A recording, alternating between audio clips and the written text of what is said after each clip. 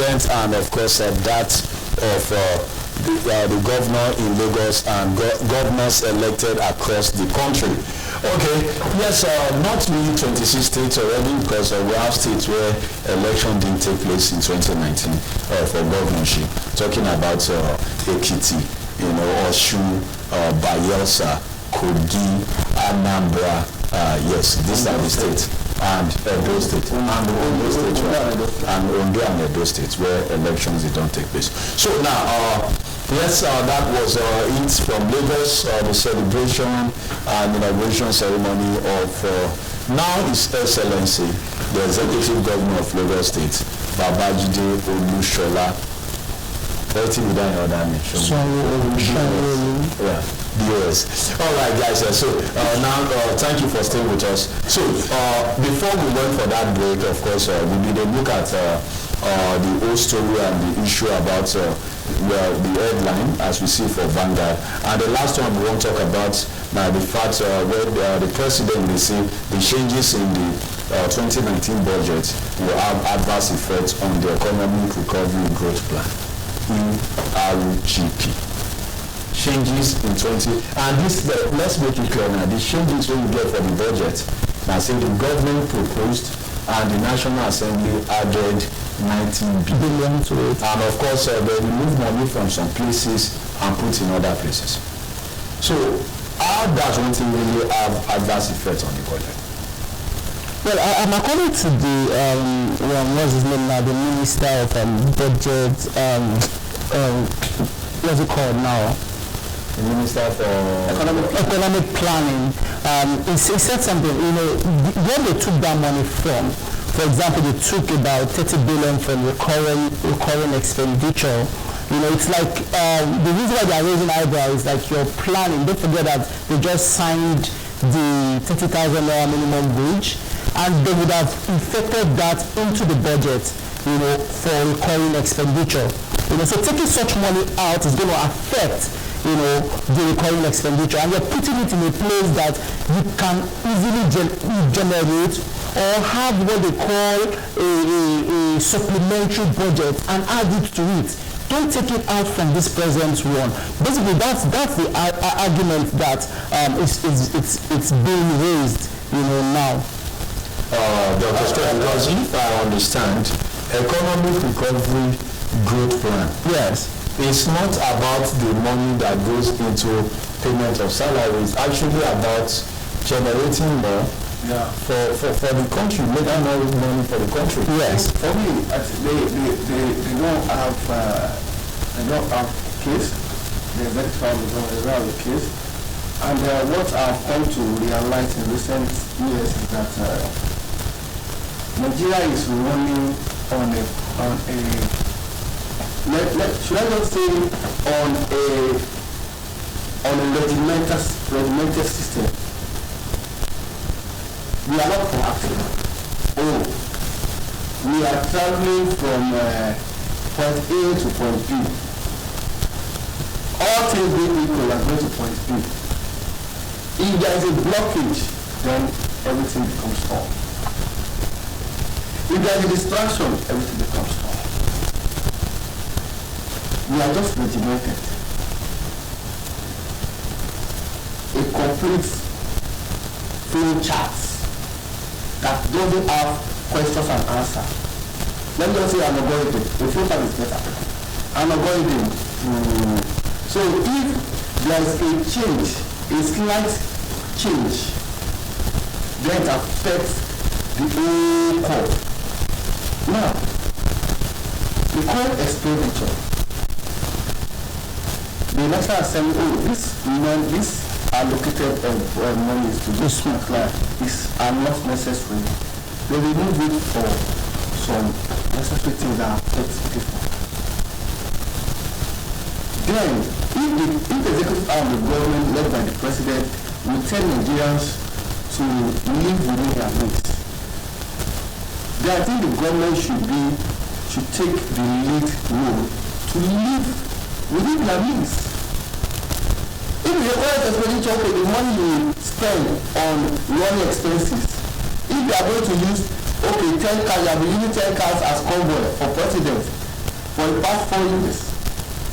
And if spending your living just make you use 4 cars because the money of the has been removed for some capital projects, then use 4 cars. No, but okay, away from that now, there's so much to say about this. One other story that is very similar, reported also, the front page of Vanguard, is of course Buhari's calls Saraki, Bugara, and no in patriotism.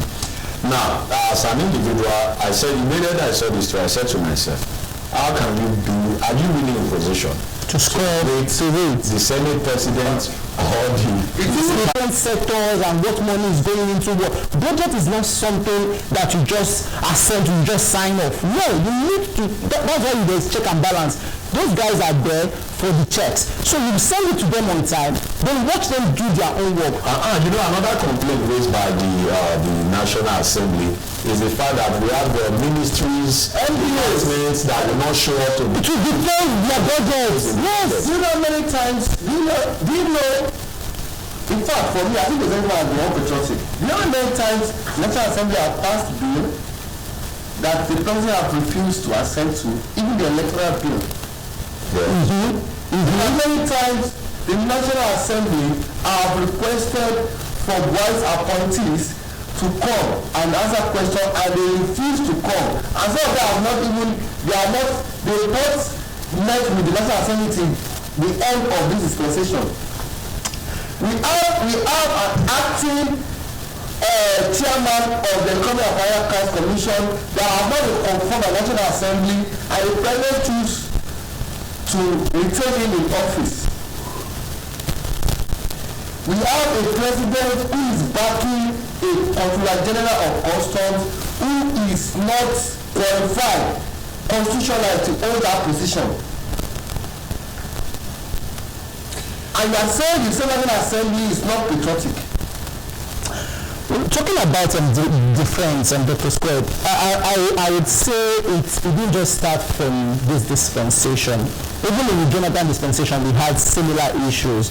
You know, I think going forward, you need to get something straight. The executive should ensure and make sure, you know, that their cabinet, whenever they are called upon by the National Assembly, should see it as a duty to go and defend whatever it is that they are being called upon.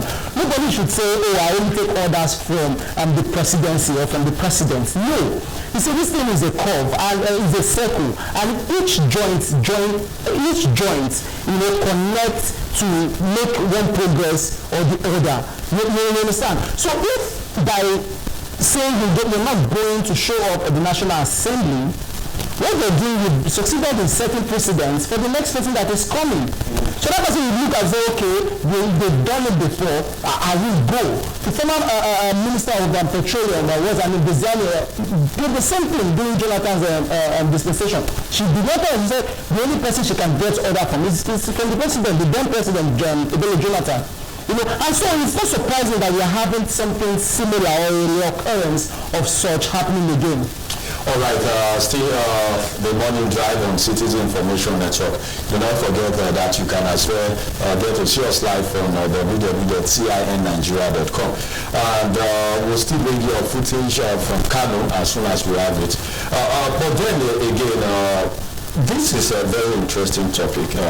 We cannot really talk about this from now to tomorrow. We cannot get the whole thing exhausted, but then we have to look at other issues reported. The Sun, let's move to the Sun newspaper now. The Sun newspaper, and of course the Sun newspaper has the story about from PDP 16 years, of course, to APC 4 years. We'll get that up on the screen for you to see, and of course that is talking about the Sun newspaper, because some of the things we are talking about here is actually why we have to look at, should we expect something new, are we moving forward, or we are still going to have the same old story and everything, because we have situation from what you guys just analyzed. It's now obvious and clear that when people are appointed into offices, they do not really understand that they are there to serve the people.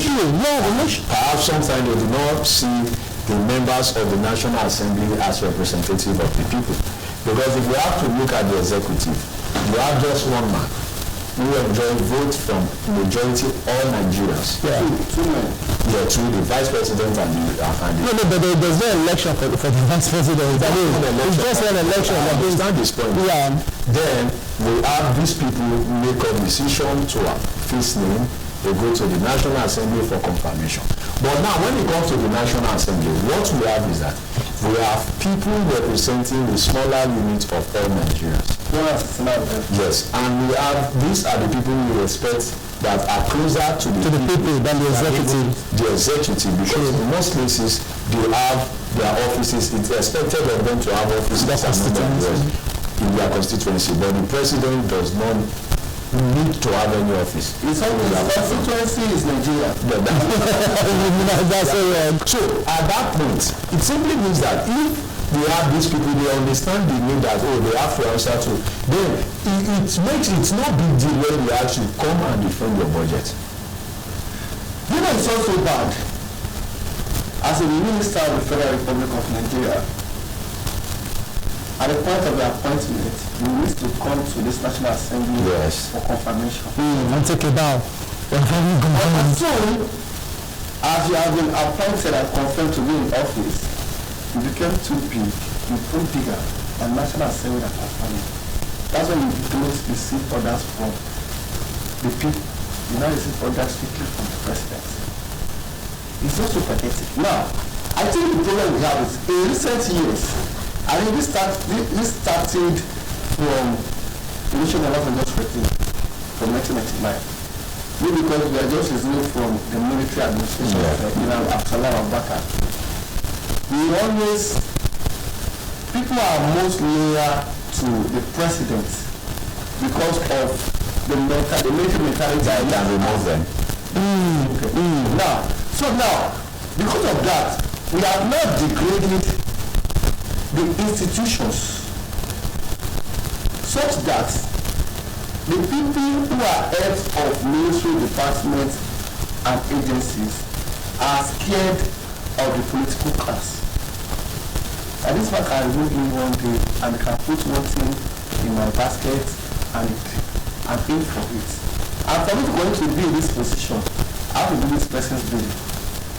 No, but honestly, it's expected that you do the bidding of the president. You don't do the bidding of the president, you do the bidding of the people of the Federal Republic of Nigeria. The president will always do the bidding of the people of the Federal Republic of Nigeria.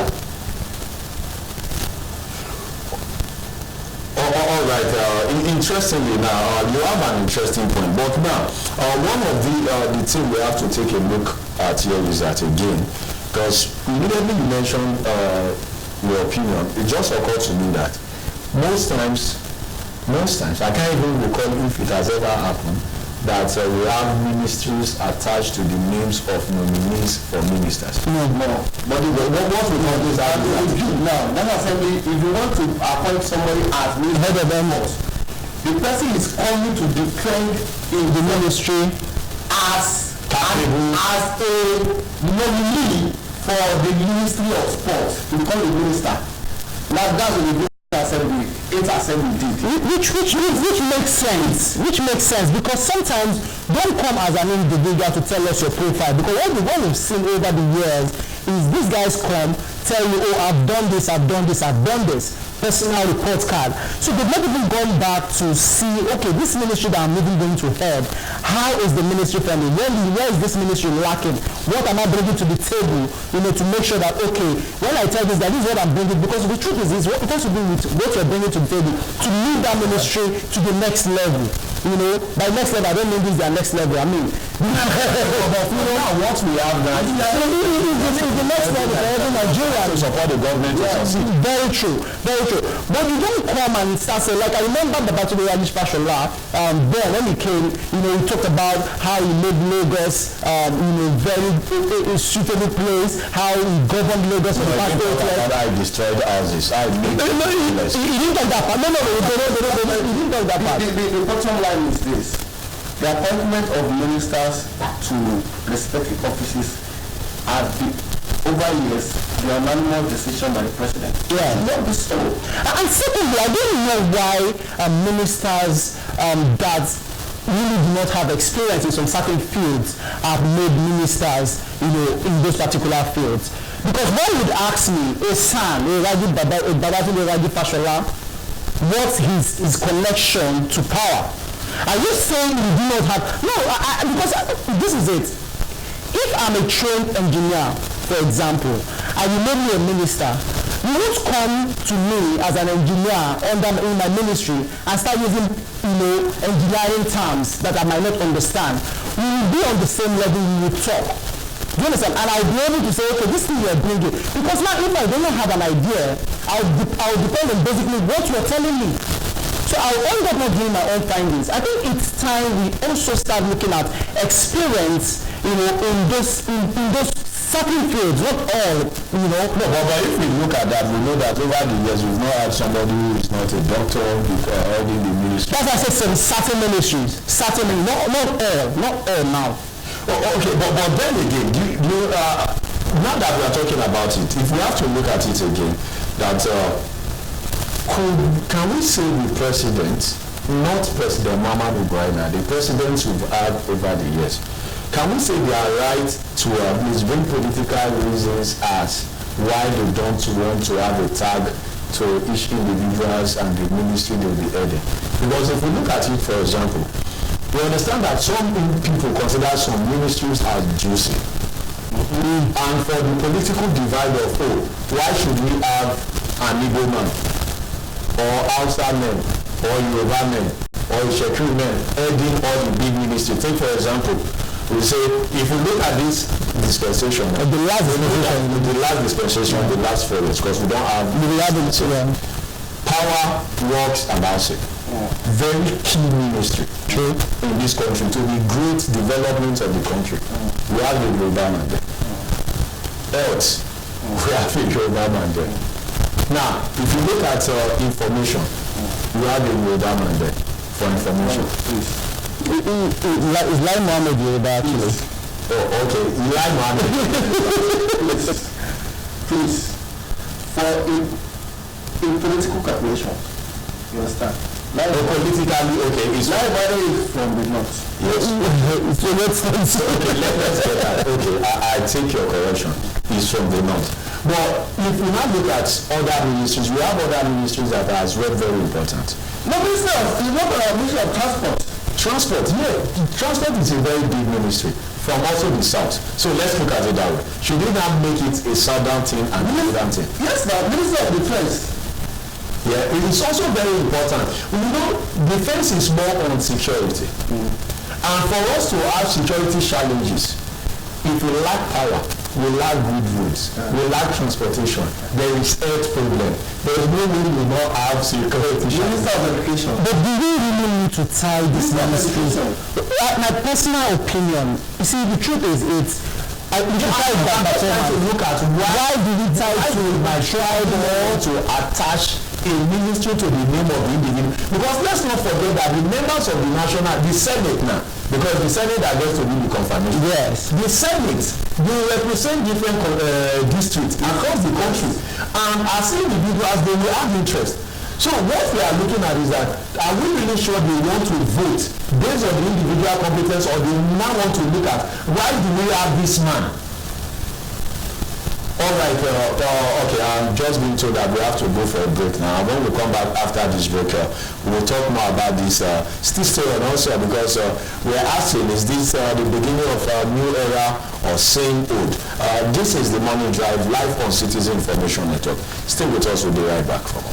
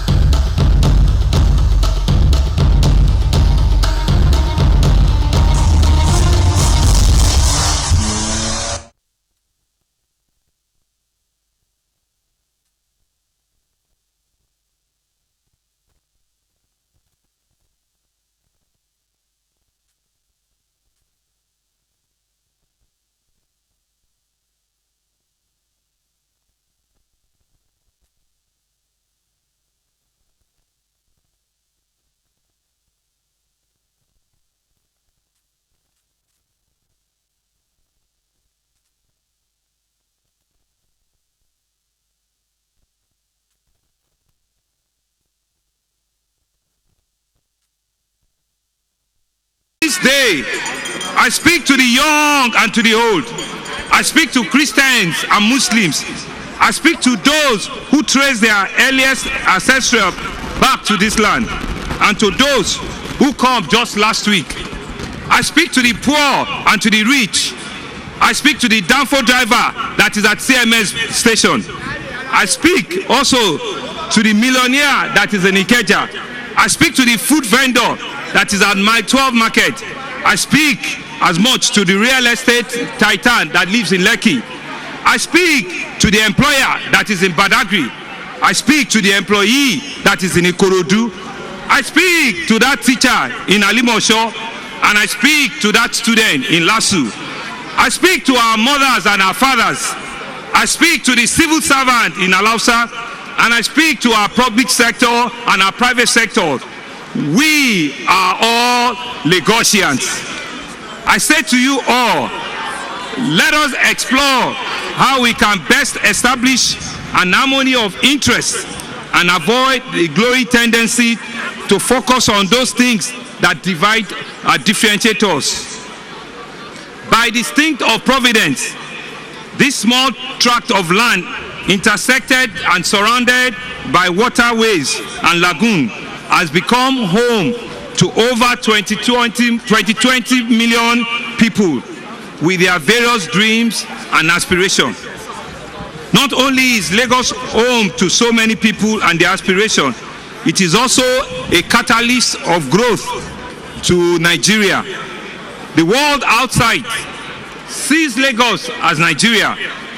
We are Nigeria's door to the global economy and the global economy's door to Nigeria.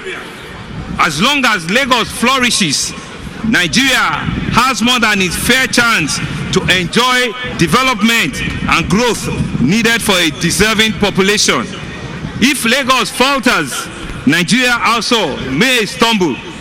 The reality of the integral role we play in Nigeria accents our national greatness, coupled with the untapped potentials as a whole to produce even a greater wealth, improve to the living conditions of our people, are the things that make Lagos a magnificent place.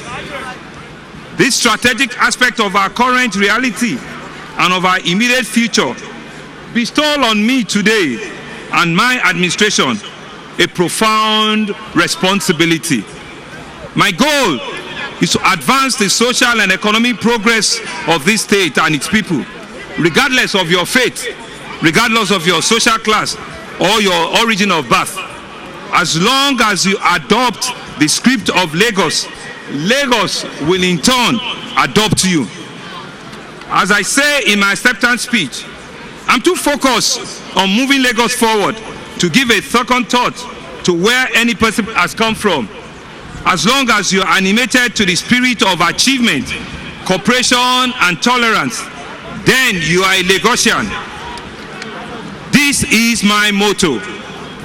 This is how I see our home, and this is how I shall run my government.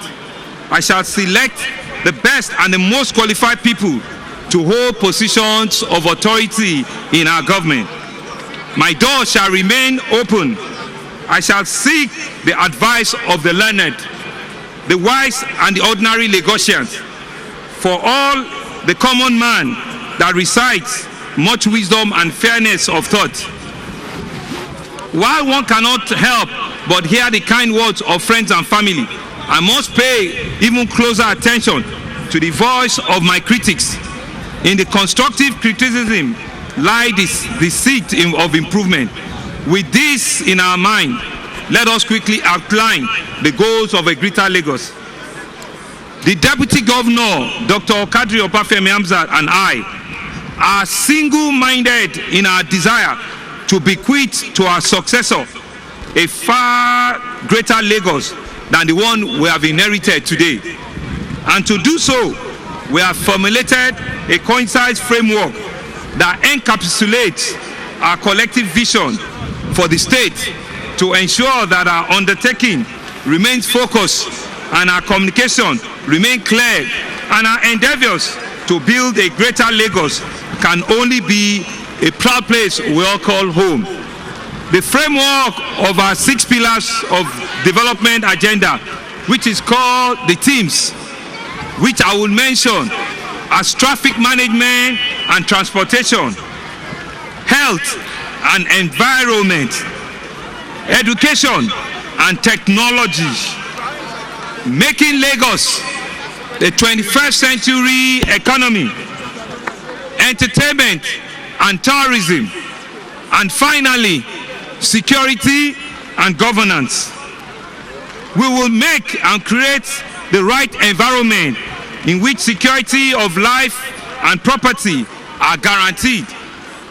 Our ultimate goal will be to ensure that Lagos State remains the top destination for the continent for us to live, to work, and to invest.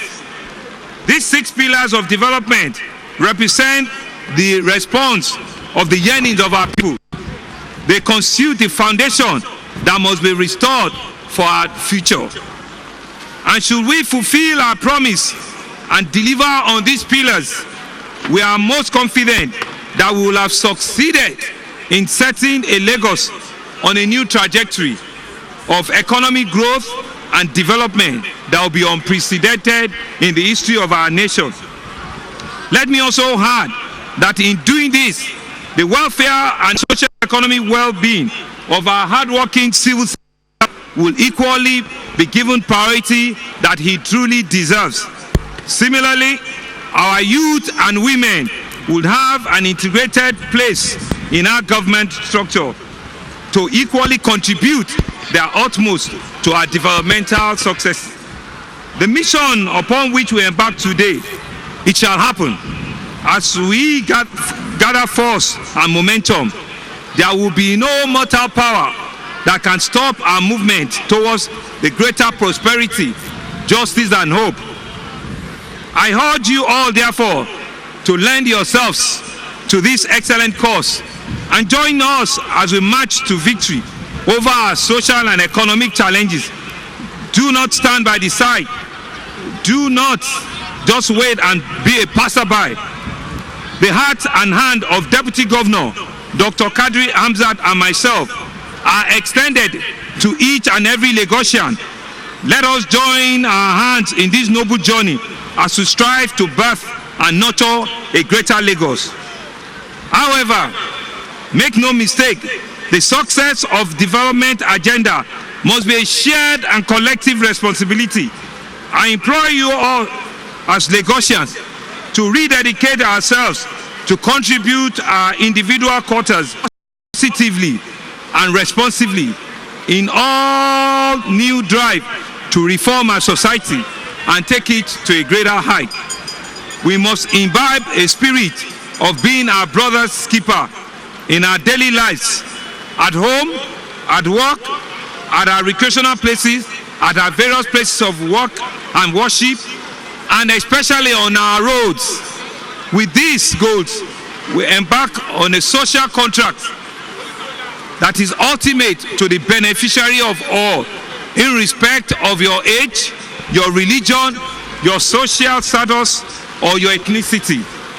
Every Lagosian has a role in this government, and we will, in our part, certainly walk the talk, and in all that we do as our elected officers. As I conclude, I must thank the President of the Federal Republic of Nigeria, President Muhammad Buhari, for providing the right leadership for our country. I also must thank our national leader, Asiwaju Bola Ahmed Tinubu, and his wife, Senator Oluremi Tinubu, for their guidance and support they always provide to all of us. I must also acknowledge and thank the leadership of our party, the APC, our Governor Advisory Council, and all our other leaders. To my families, the Sanwo-Olu, the Cole, the Karena, and all our in-laws, I say thank you. Femi and I would want to also thank our wives, Ibijoke and Oluremi, for allowing us to serve Lagos State at this time, and to all our children, we love you all.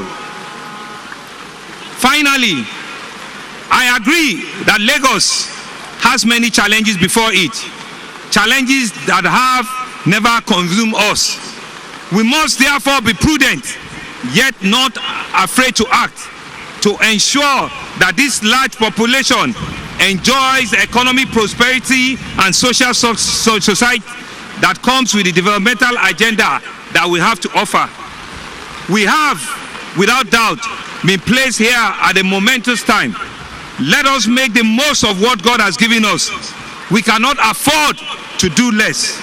On this day, I vow as your governor that I will serve you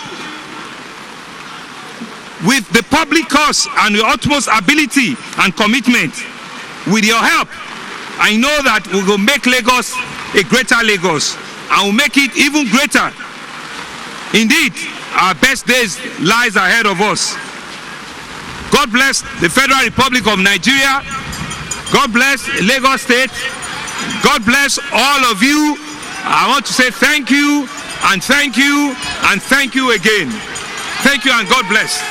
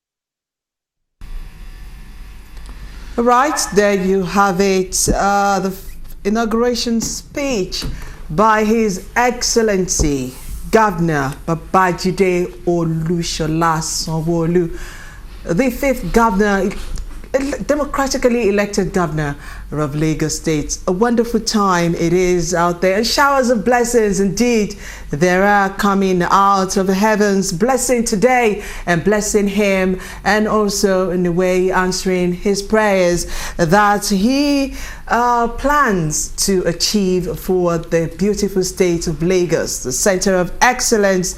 Lagos State it is. Yes, we're still in the studio, inauguration 2019. Here we are to witness today the inauguration of our governor and his deputy, Dr.